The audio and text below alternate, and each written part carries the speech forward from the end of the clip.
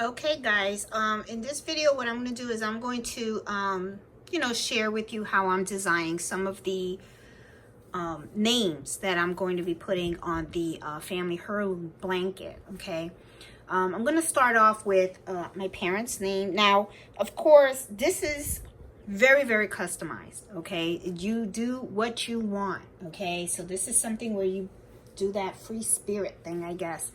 But let me show you how I'm going to do the top for my mom and dad. Okay, I'm in Brilliance. I have in Brilliance Essentials, and I'm going to do a new page. And sorry, I hit the wrong button. The new page is actually the square with the little star in it. What I did was I accidentally hit the folder, so I'm going to hit new page. And I wanted to show you guys the hoop that I am going to be working with. I'm going to be working with my 8x13 mighty hoop. I'm going to be actually embroidering this on the multi-needle machine, the Brother 1055X. The way that you change your hoop, and if you have a small machine, if you have the Brother 1900, you can definitely use that. You can use a 5x7, you can use the 5x12, the reposition hoop. If you don't know where to change your hoop size, you will go under in Brilliance Preferences, and right there you have hoops. Now I have the mighty hoops inside my selection. Okay, I have a video on my channel on how you can do that. I'm going to pick my 8x13 mighty hoop, and I'm going to hit apply and okay. And as you can see, it was already there. So one of the first things that I'm going to do is what I'm actually going to have on the and let me make this just a little bit bigger. There we go. One of the things that I know for sure that I want to have for information regarding my parents is their names and their birth date. Okay, so what I'm going to do for each of the different sections, I'm actually going to put their name. Okay, so my mom's name is Carmen, and I've spelt that wrong. Okay, here's Carmen, and I'm using the font that comes with it right now. I'm not worried about anything right now. I just want to lay out the information. Okay, later on you play with it and you do whatever it is that you want. Okay, so let me move this over. All right, so and then I do want to have their date in there, and the date that they got married was June 17th, 1968. No, 1968 was when I was born. 1967. There you go. All right, I always get on my mom on getting the dates wrong, and wouldn't that would have been embarrassing if I got it wrong on the blanket. God, she would never let me live that down. Okay, so now I'm gonna pick the font. Okay, and also you can pick the designs and stuff like that. And this is where you start playing with designs. So a lot of times people come out and say, "Where do you get your designs?" I usually make my own. What I do is I like buying different types of embroidery designs, and then sometimes I pick pieces of different embroidery designs and put them together. But I'm going to work on the font. Now, I already have an idea of the font that I want. I bought a font from stitchtopia.com, and I really do like their fonts. There's one called Maya. You can never go wrong with it, but I do want to play with some other ones also. There's one called Yellow Roses, and let me go down a little bit. I have a lot of fonts, guys. I mean, I'm like, ooh, so many. Here we go. And I want to see what the name looks like if I embroider it in that font. Now, this is Yellow Roses, and it came, that actually looks really nice. And maybe I will stick with this one. I want to try one more, but this is really, it came out really nice. I want to see how Nelson looks. Nelson looks pretty nice too. Now, I want to make a comment about fonts. I want to tell you guys something about fonts, okay? Not every word looks great in a particular font, all right? Sometimes you see a font when you're ready to buy it, and of course, they're gonna, what you see on the website displays the most gorgeous display of font, right? Because they want you to buy it, right? But not every letter in that font looks great. And I'll give you an example of that, like with the letter J for my name, okay? Sometimes the J looks kind of tacky and stuff like that. So, like, let me give you an example of this. I know I'm getting a little sidetracked, but I really want you guys to see this. Jeanette. Okay, this is my name, Jeanette. And as you can see, I'm not fond of that J. Okay, but this is something that I do. And this is a little trick. I want to show you something. Let's say that you have a font. You like the font, but you just don't like that particular letter. Okay, take that letter off. Okay, I'm taking it off. See, now I just have this name. Okay, now what I do is I go in and I pick the letter J, and let's say that I pick a font that I do like, where the J, I like the way the J displays.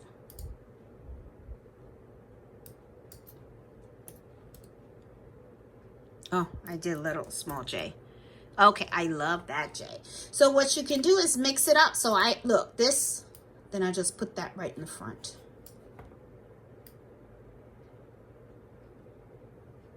So there you go. Okay, now this font is Maya, okay, from Stitchtopia, and the rest of these are Yellow Roses. So, you know, you don't have to use the same font for the whole entire name or word. So just a little trick, you know, that I usually do, so you guys know. Okay, so this is like, you know, not every letter looks great. Okay, so, you know, you can mix and match. Don't feel like, oh, I can't use that font. No, you can. You just have to be a little creative. Okay, now this looks kind of small to me. I do want it to be a little bigger. So what I'm going to do is I'm going to put this up to 2. Oh, I hit the wrong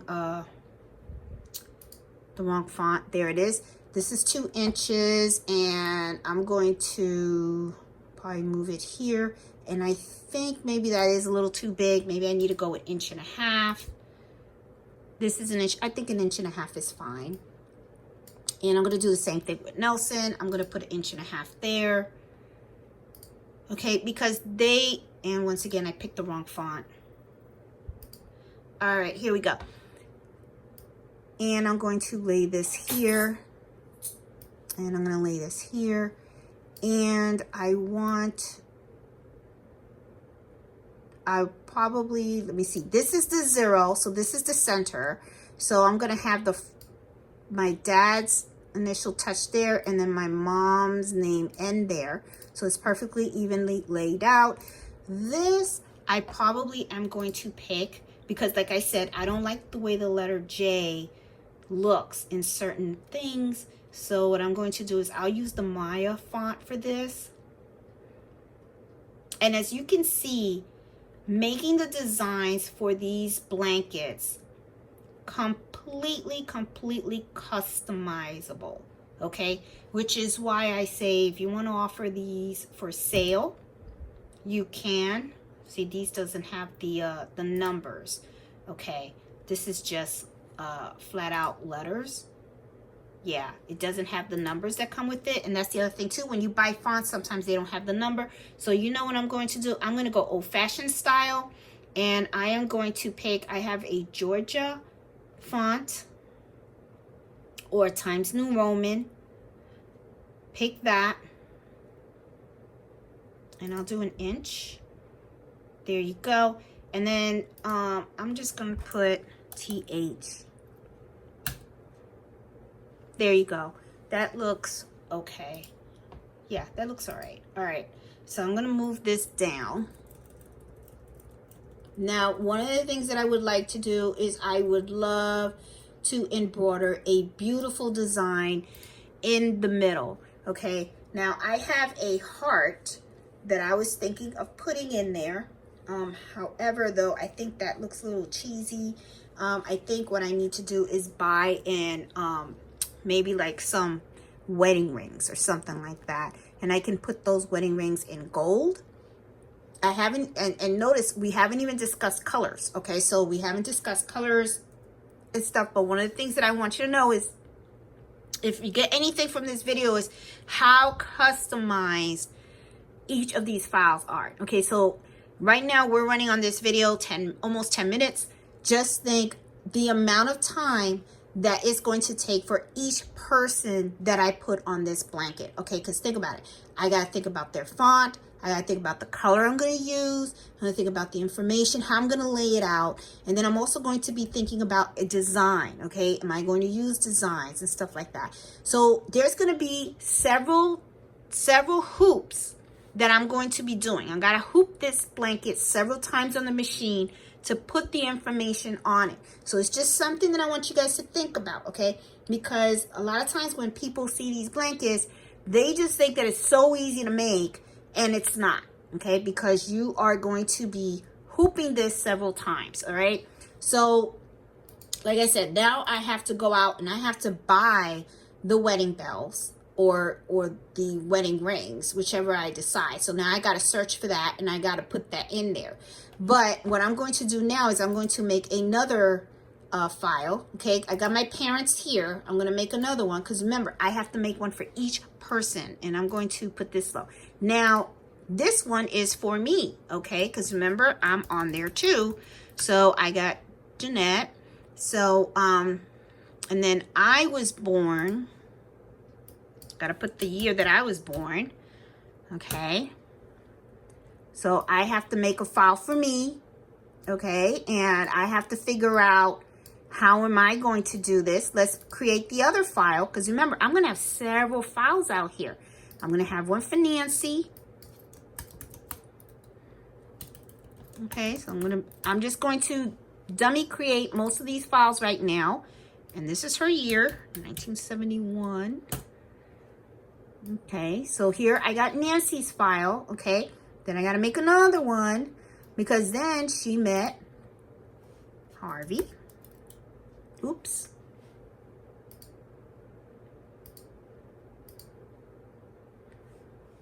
Let me, she met Harvey now. Okay, and then I don't even know what their wedding date is. Sorry, I'm like scooping all over the place here. I don't know why. And for some reason, now I don't see my hoop. There it is, draw hoop. I accidentally took that out, okay? If your hoop is ever missing, just go over here under view and you'll see right here on the drop down box, it says draw hoop, okay? And I have to get their wedding date. And then I have to also then come out and create one for Gabby. And then I have to also create another file for Herman. Okay, so I'm doing this so you guys have an idea. For each one of these designs, this is a hoop, okay, that I'm putting on the blanket. Got married to Harvey. And then that's the year. Got to make another one. Did I put Gabby? Okay, so Harvey goes in front of Gabby. Oh, I did do Harvey. Okay, sorry, got mixed up. All right, so let's do this again. Mom and Dad, then had me, then had Nancy. They got married to Harvey. They had Gabby, and then had Herman. So this is Herman. Okay. This one will be Carlito.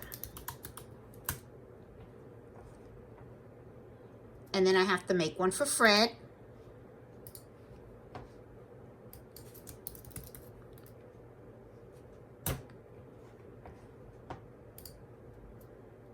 And then, of course, you can't forget the guy that jumped on the bed. Mello. Because if he's not on that blanket, he's going to be upset. So let's look at this right now, okay? 1, 2, I got 1, 2, 3, 4, 5, 6, 7, 8, 9. So this blanket, okay, has 9 different designs on it. That means that I am going to be creating 9 different embroidery files, and I am going to be hooping the blanket 9 times. And think about, I want you guys to think about this, okay? And I'm the reason why I'm stressing this is because if you're planning on selling this, you need to make sure that you are considering all of this. Every time that you are stitching out one of these designs, you are hooping, and it's going to take time to stitch. So depending on what the customer wants, Okay, if they want to design and stuff, they just want names and dates. It's probably not, it's going to be too time consuming. But I'm going to put designs for my mom. So like here, I'm going to plan on putting wedding bells or maybe a wedding rings. Now for me, I'm going to have my name and I'm going to have my year. Okay. I probably am going to put like a little frame around it. Okay. That's what I'm probably thinking. Or maybe just put some flowers or something around here. The same thing like when I do my sister's. I'll probably have identical flowers or frame around her as well. Then with Harvey, I'm going to actually put a wedding bell and wedding rings or something around here along with their wedding date. Okay. When it comes to Gabby and Herman, those are the grandkids. So I'll probably come with maybe some baby boots or something like that, or you know, a little baby embroidery design and stuff. And also, you know, put one for a girl here and then one for a boy for Herman. And also I'm going to put their birth year. Okay, the same thing for Gabby, and I'll put the same thing for Herman, his birth year. The same thing with my son. I'll probably put a little baby embroidery file here, and then I'll just end up putting a his year that he was born. Okay. As for Fred, it'll be again with like wedding bells or wedding rings. I don't know if I'm going to use the same file or maybe I'll look for different ones. Okay. And then when it comes to Mello, I will put the date that that he came, that we picked him up, and I'll do little puppy paws around him. Okay. Or, you know, a little puppy or something. I think most likely I'll use the paw print. So, just want to show you guys exactly how this is going to work. I'm not going to keep you guys on the video showing you exactly how I'm going to do the every single file, because we're talking about 9 different files. And as you can see, just me picking the font, it took a little while, okay? Because you're going to be looking at the different fonts, the different sizes, and at the same time, I'm going to try to position it around this hoop, because once I create and I put the wedding bell and stuff, I have to figure out, do I want the wedding bell in the middle? Do I want it at the bottom and stuff like that? So, you know, just wanted to show you, you know, exactly how each file will be looked at, okay? Now, at the next video, what I'm going to do is I will have all these files generated. And then in the next video, what you're going to do is I'm going to show you how I'm going to be hooping the blanket and how I'm going to start embroidering it on the machine. So the next video is probably going to be a little lengthy because I want to show you how I'm doing each of these 9, all right? How I hoop them, how I position them on the blanket. So that way you guys can see exactly, you know, how everything works, you know. And at the same time, at the next video, what you're going to see is the actual finished product, okay? And how I finish off the back as well. I'm going to be using Tender Touch to, you know, iron on each of the back of the embroidery files. And, you know, I'm hoping that this is something that maybe she can hang on her wall, or she may want to place it on her bed, or, you know, and it's just something special because it's really something that, you know, is, like I said before on the first video, very, very personalized. I mean, it's like you can't get any more personalized than this. So I wanted to just show you a quick video of how I'm doing the files for the blanket, okay?